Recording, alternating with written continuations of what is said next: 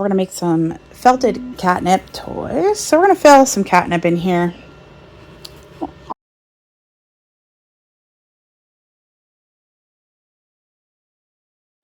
So I'm not filling the whole bag. This is a little large. I wish I had a smaller bag, but I don't.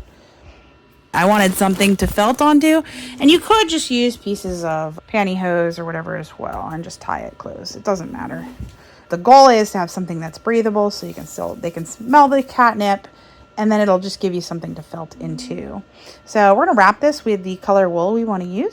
So ideally, you want to go both directions. I've got this mostly covered at this point. I'm just going to go ahead and stab into it and start my felting. I may want to shape it and pop this in at some point so it's covered. You can do different shapes. So felting is really just about, first of all, unlocking your thing. Is that good now? Oh, ow, yep, it's good. Why am I like this? Okay.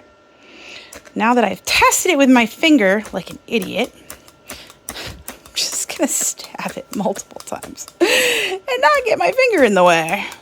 I'm just gonna go along and just stabby stab for a while and try to develop some shape. Now, if I have a single needle instead of multiple needles, I can actually do a little more shaping, but I'm gonna start with this because I don't wanna, it's a little faster and I enjoy it. So with this picture, you can see this is how it came out. It's a little flat because I used the bag and I only used the large multiple needle thing. So I wasn't able to shape it quite as well as the ones that are circular.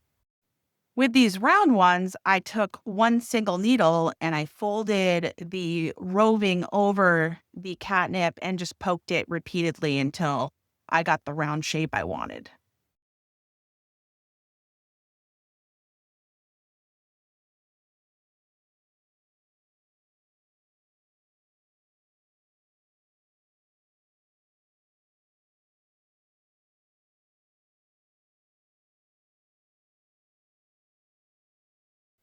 Well, I hope this was helpful. Thanks so much for watching. Make sure to follow me on Instagram and on my blog, DIYDanielle.com, and on YouTube. And thanks so much. Have a great day. Take care.